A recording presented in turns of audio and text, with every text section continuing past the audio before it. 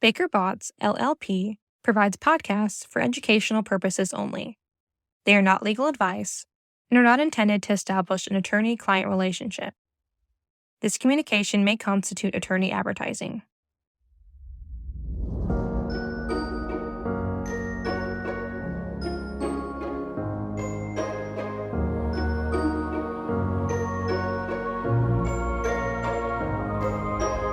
Welcome to the Environmental Evolutions Podcast, where we explore the changing landscape of environmental law and policy.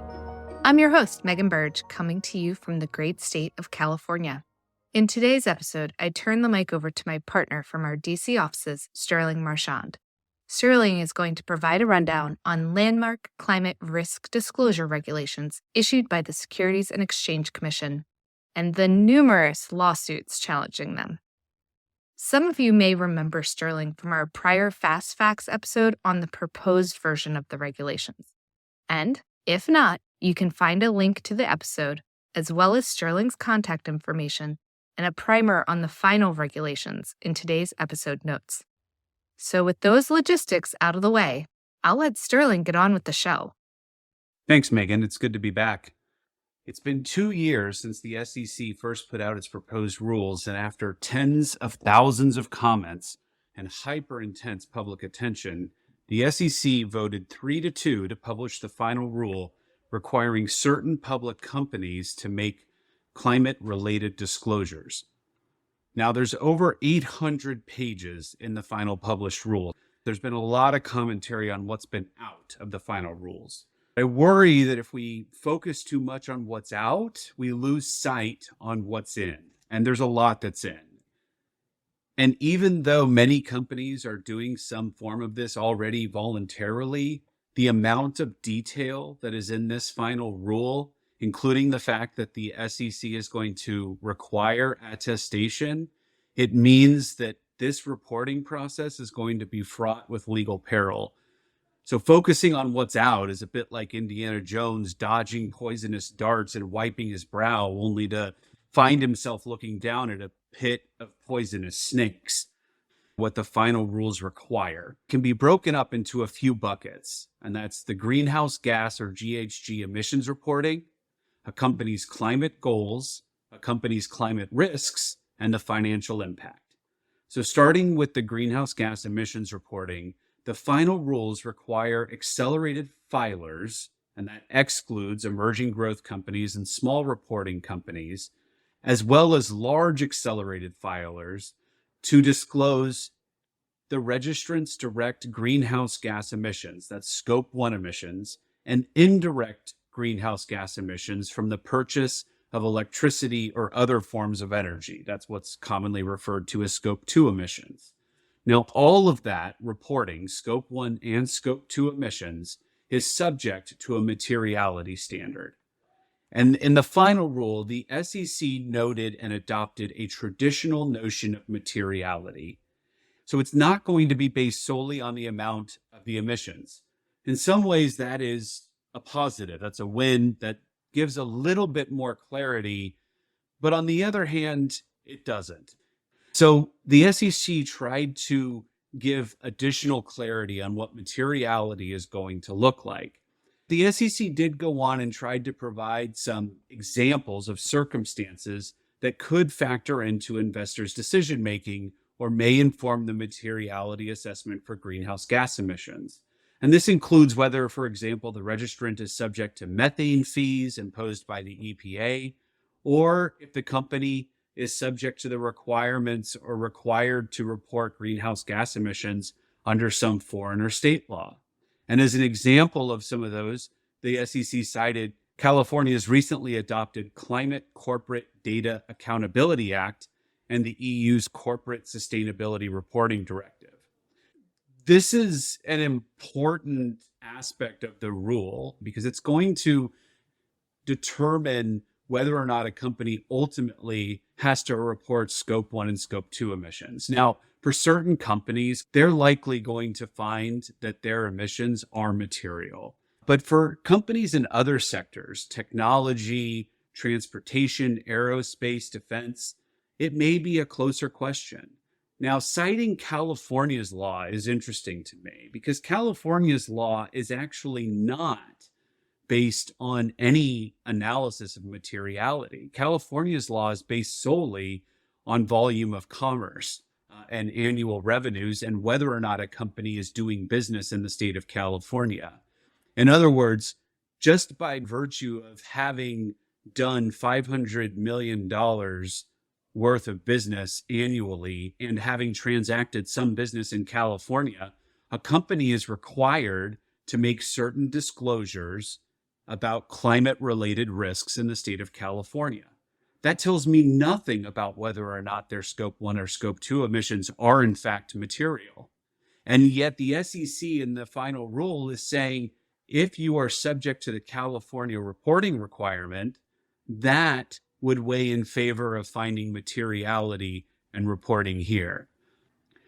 If a registrant is required to make Scope 1 and Scope 2 emission disclosures after finding that they are material, then the emissions have to be disclosed on an aggregate basis. In other words, they can't factor in carbon offsets or any other renewable energy credits to offset or to downplay the total number of emissions.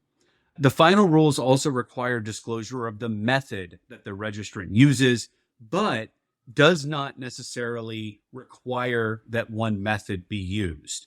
And so the operations that a registrant considers as owned or operated for the purpose of calculating greenhouse gas emissions may not conform to the organizational boundaries used in the registrant's consolidated financial statements. If they materially differ, then the registrant must provide an explanation of this difference.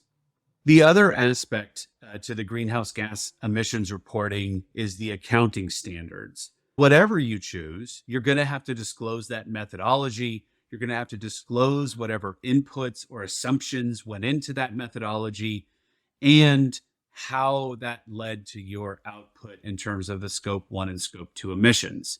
You're also permitted to disclose reasonable estimates as long as you disclose the fact that it is an estimate and, again, disclose the underlying assumptions. So unlike the proposed rules, there's not a sole focus on the greenhouse gas protocol. There is a greater ability for companies to select their own accounting standards, but they are still going to have to make those disclosures, but this will result in some inconsistency. The last aspect I want to touch on in terms of the greenhouse gas emissions reporting is the attestation requirement. And after a transition period, the SEC is going to require third-party attestation for Scope 1 and Scope 2 disclosures.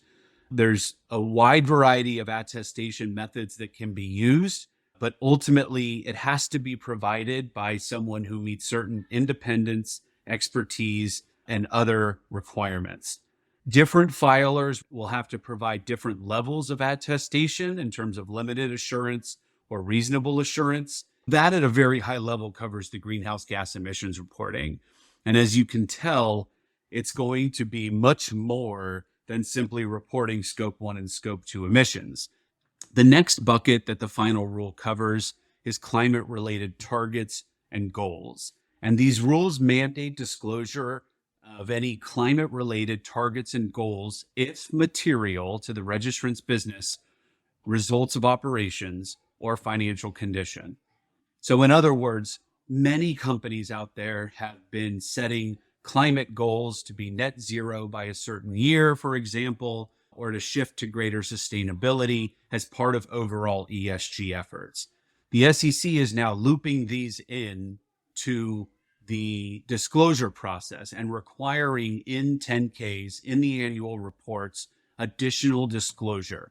And what that disclosure is going to be is very specific. It includes the scope of the activity. It includes the emissions, the specific emissions that are included in the target. It includes a defined time horizon by which the target is expected to be achieved. You have to disclose the baseline, how the company intends to meet the goal, and the company will have to disclose its progress towards that goal. Because this is going into an annual report that is signed as being true, there will be additional risk So companies will have to reevaluate their ESG goals, how they measure them, and how they disclose them. This may have a negative impact on companies' ESG goal setting, because by requiring these goals to be put into a report that is signed and certified, it will change the way that companies set those targets and goals. A company will also have to explain whether or not carbon offsets or renewable energy credits are going to be used as part of reaching that goal. Now, the final rules extend certain safe harbor provisions to these types of climate-related disclosures in the sense that they pertain to transition plans, targets, goals. The safe harbor basically says that if you make a mistake or a reasonable mistake, then the SEC will not fault you for having provided false information. So notably, the Scope 1 and Scope 2 emissions disclosures do not fall under this safe harbor. And the SEC noted that it may at the future time assess whether or not it makes sense to amend or remove the safe harbor from these provisions. The next bucket in the final rules that I wanted to discuss are climate-related risk, impacts, and governance disclosure. And this is a wide array of information that the SEC is going to require companies to disclose, all related to climate-related risk and impacts to the company. Essentially, the SEC is going to require a company to disclose any climate-related risks that have materially impacted the company or are reasonably likely to have a future material impact on the company, including the company's business strategy, results of operations, or financial condition. And this includes whether those are physical risks or transition risks. And then they have to be categorized as whether they're likely to manifest in the short term, the next 12 months, or the long term, which is a year or more.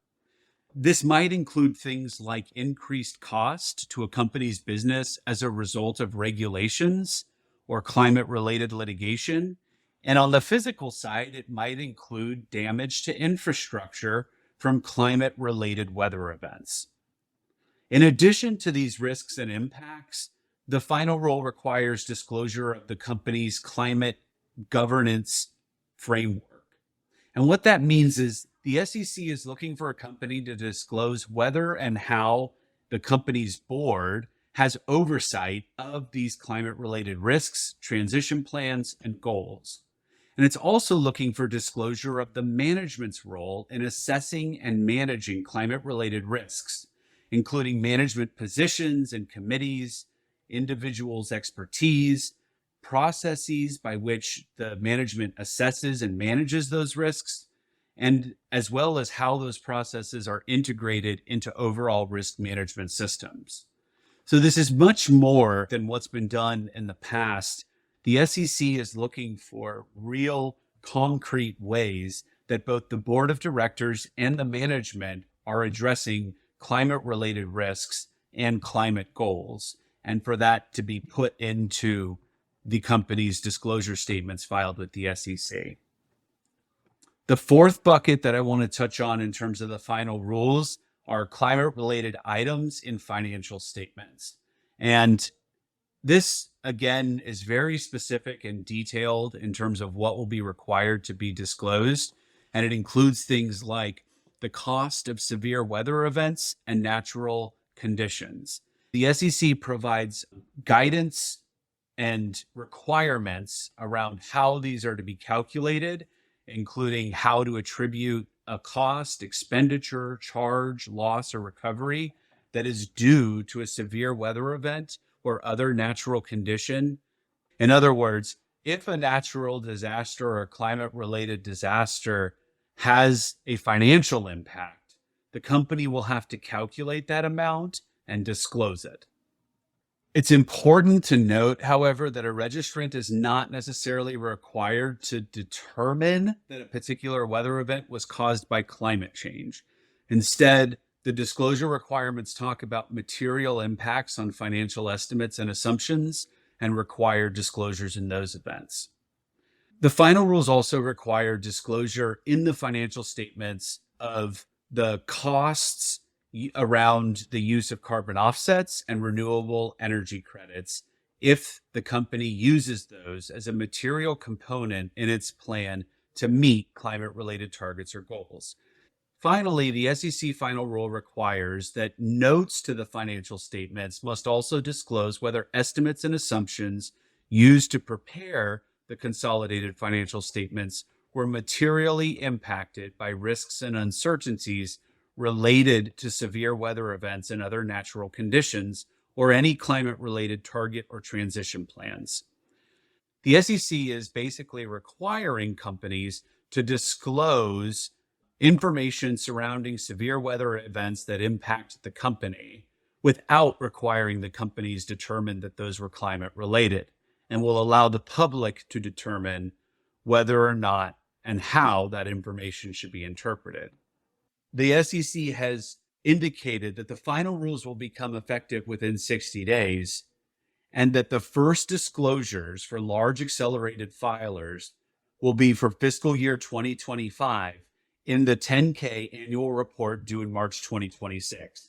That means that if these rules go into effect as expected, or as the SEC would expect, companies that are large accelerated filers will need to be tracking this information next year, 2025, to be disclosed in March of 2026. That is not that much time. The SEC keeps saying there's 2 years to implement this.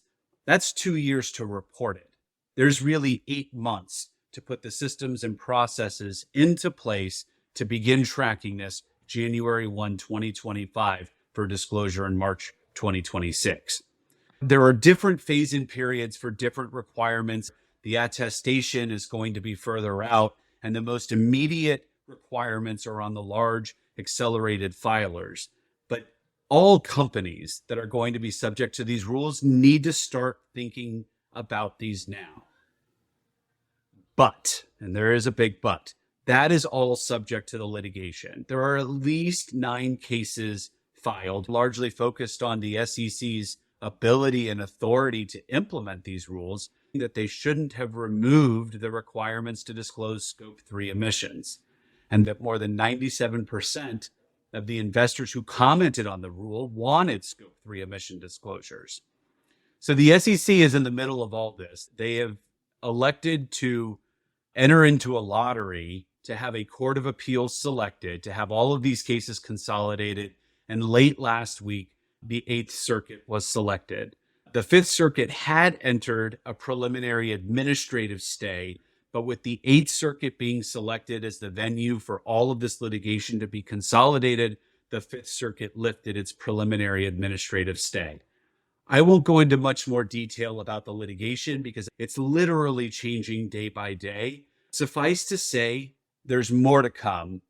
But as I noted, companies would be mistaken if they did not take steps now to begin to prepare to do so. A recent report estimated that more than half of CFOs are not ready to measure ESG outcomes and report metrics. And 2/3 of CFOs that are likely covered by these rules have no plan or are just beginning to plan to comply with the SEC's proposed rules. So, Megan, I've already taken up more than my allotted time. There's a lot going on here. We'll continue to track the litigation as it unfolds. We'll continue to report back as changes happen to these rules. And if there's any other major news surrounding this, we'll certainly report it.